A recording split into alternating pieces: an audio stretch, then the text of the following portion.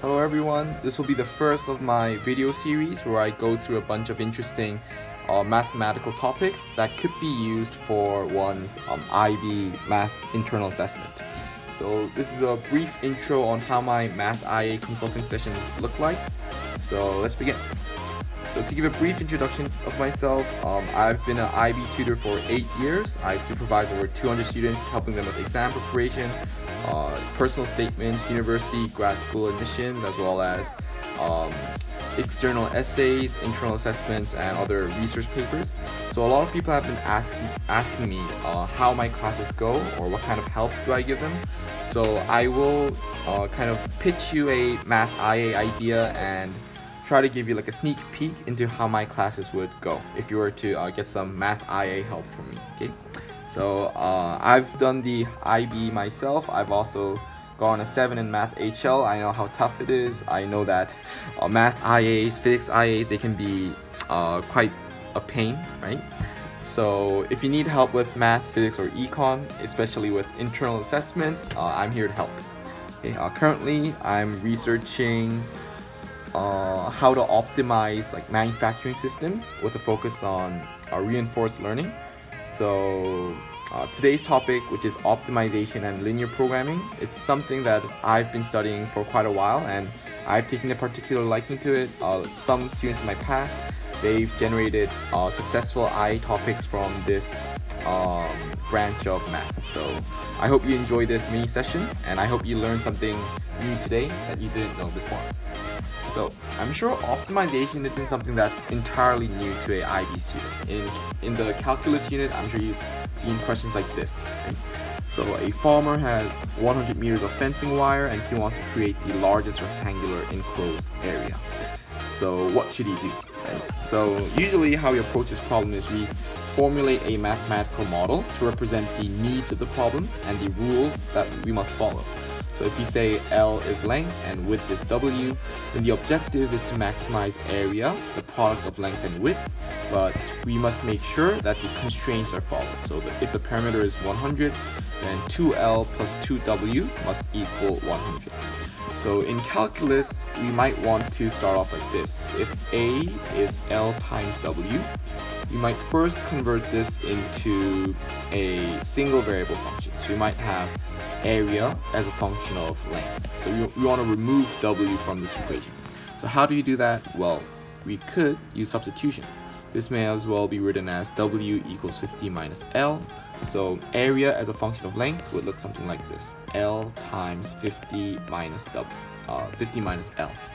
Okay? And if you were to differentiate A, area, with respect to length, L, you would get something like 50 minus 2L. And if we set dA over dL equals 0, so basically when the length is 25 meters, this is when area is either a maximum or a minimum. Okay. So when length is 25 meters, width is 25 meters, so area would be 625 square meters, and this would actually be our maximum area. So we could further check this by using sign diagrams, right? Whether dA or dL is positive and negative. So I guess we have something like this.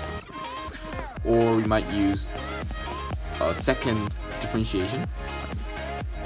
So this is like a very basic stuff, so I'm just gonna move ahead. Okay? So in the IB, we have already dealt with optimization problems where we're trying to maximize or minimize the value of a single variable function.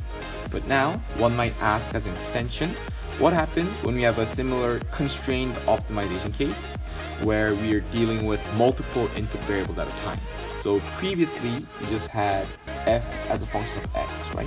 Area as a function of length. There was only one input variable to consider. But what if we had multiple input variables? So what if we had f as a function of x and y? What if we had more than two variables, like x1, x2, x3, and all the way up till n variables? So all of these collectively adjust what the value of this function will be. And how do we find the correct combination of all these variables that produce a maximum or minimum quantity for this overall function? Right? So you might want to consider which solutions are feasible. Right? So if you call these controllable inputs of a linear program, right? So if we call these decision variables, what set of decision variables can make up a feasible solution that simultaneously satisfy any constraints given? Okay, and if we have a list of feasible solution sets, which of these is going to be the most optimal?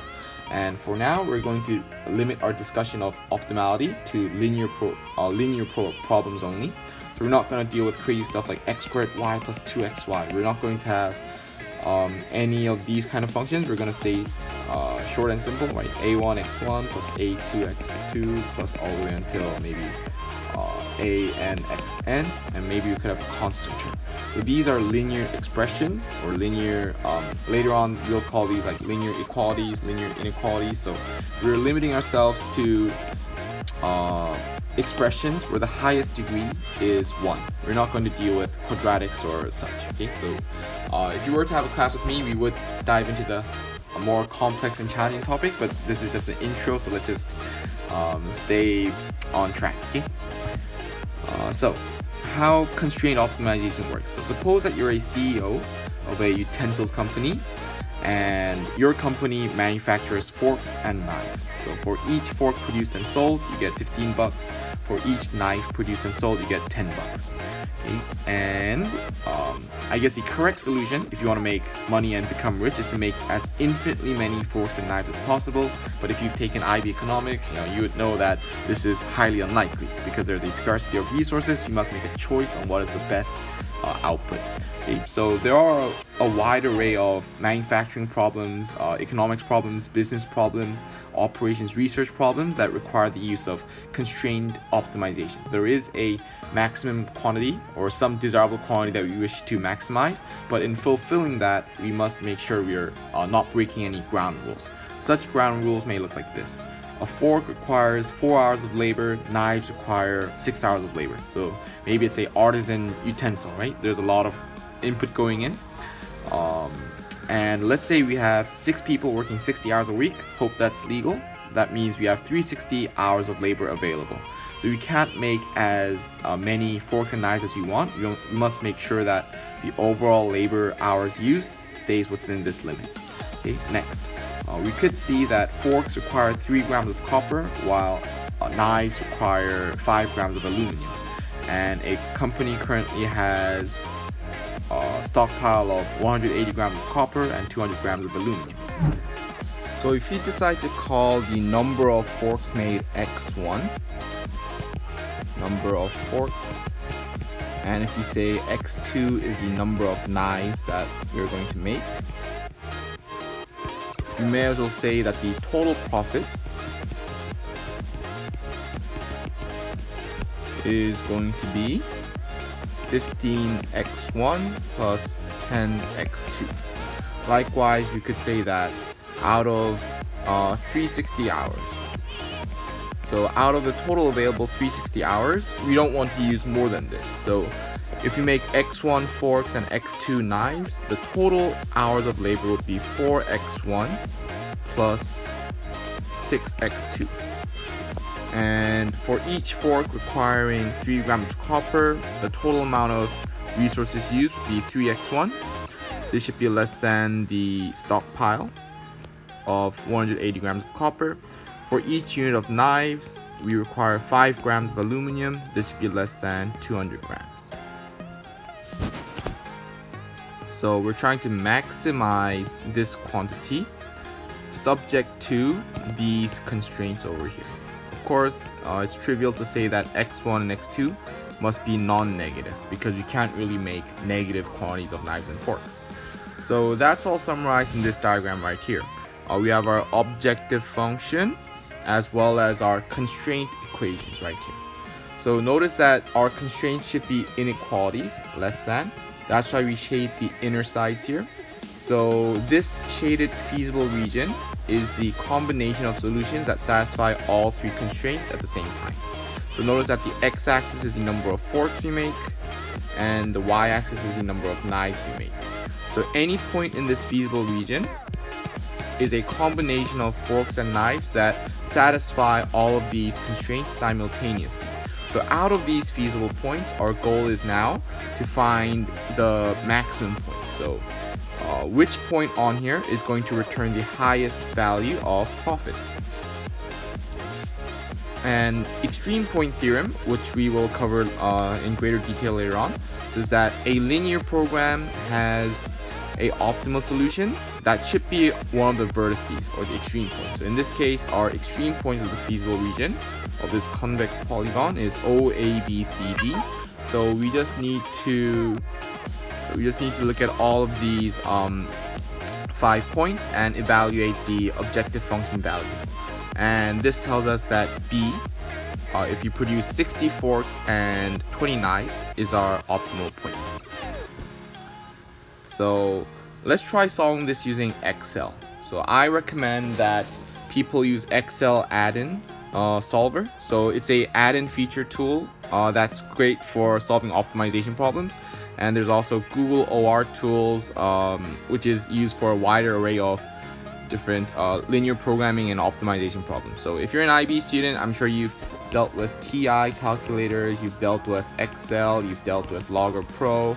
In addition to these, I'm just recommending the solver feature, which you can install separately. No money required, I think it's free. Or we could also use other graphing tools like Desmos and whatnot, right? Or Graph 3.0, 4.0. So I think a good way to get high points on the IA is to incorporate technology and visualize. So you gotta communicate to your grader what you're trying to do, the math behind your thinking. Okay, so I'll cover in a later follow-up video how we can create the spreadsheet so that we just need to enter our potential forks and knives into this yellow box that should automatically calculate a temporary solution of profit, as well as the tracking the resources used and making sure that it's below this much. So depending on the yellow values here, the input values, the red values are going to automatically change. And if we were to use the solver, we would put in a command saying we want to maximize the objective value in this cell by changing these two values. And all the while making sure that cells D12 to D14. So notice that these three are D12 to D14. All of these are smaller than F12 to F14. And we're going to use the simplex method to solve for the optimal solution. So I'll cover this in greater detail in a later video. So if you were to hit the solve button right here, we should get the following results. So same as before, the correct recommendation for the CEO is to produce 60 forks and 20 knives so that we can generate a profit of $1,100 US. Such a plan requires the usage of 360 labor hours, 180 grams of copper, 100 grams of aluminum. So none of the constraints are violated because we're using these two resources to the max. If anything, we have 100 grams of leftover excess aluminum. So if you were the CEO, you might maybe wonder, maybe next time we could buy less aluminum, or how could we make better use of this aluminum? Okay, so let's meet up again in a follow-up Excel video. And we're looking at our Excel spreadsheet. So as I've said earlier, these two yellow cells are the input variables. So our two distinct variables, we're going to put in a random value here, and this would automatically give us a net profit. So notice that this cell is found by multiplying B5 with B6, so forks times the profit per unit, adding that to the number of knives times the profit per knife. So producing 60 forks and 20 knives gives us a profit of 1,100. If you were to change the number of forks to 50, that would lead to a slightly reduced profit because we now have 50 forks instead of 60. We're losing $150 of potential profit. Now, if you look at the resources used, notice, so pay attention to the cells here. This is the B5 times B12 plus C5 times C12. So that's basically multiplying these two input values to these requirements. So if you multiply 50 forks by 4 hours per fork and 20 knives times 6 hours per knife, that should give us 320 resources being used right now. And if you use a $sign here, the great thing is that we can just simply drag this cell and basically refer to these two cells for the next row.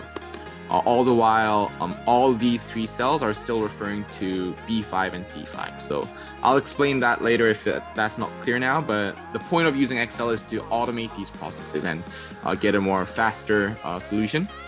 So basically, this current solution is feasible because we're staying within our limits. We're using 320 hours of labor, 150 grams of copper, 100 grams of aluminum. This is well within the restrictions, but this may not be optimal because we can make more forks and knives. So as I've said earlier, we go to solver, we're going to maximize the value in this cell by changing these two cells right here from B5 to C5. Subject to the constraints that these three cells are respectively less than or equal to these three cells.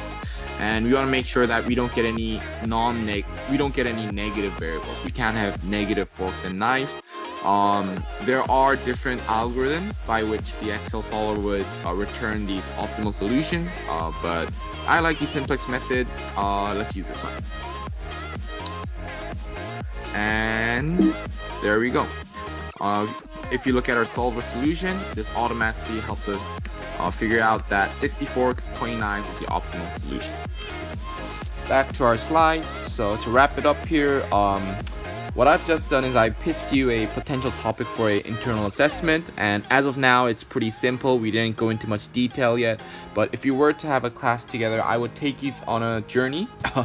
I'll give you some reading materials, give you some specific lessons you'll need to understand in order to further progress this idea. So I'll try to make a personally tailored topic for you that engages you and scores high in the personal engagement department, as well as something that's I guess difficult enough to impress the examiners while also being somewhat understandable enough for you so that this can be your own complete work. So I know that's a lot of tick marks to hit, but I have the experience. Just gotta follow me. Let's get that 20 out of 20 on that IA.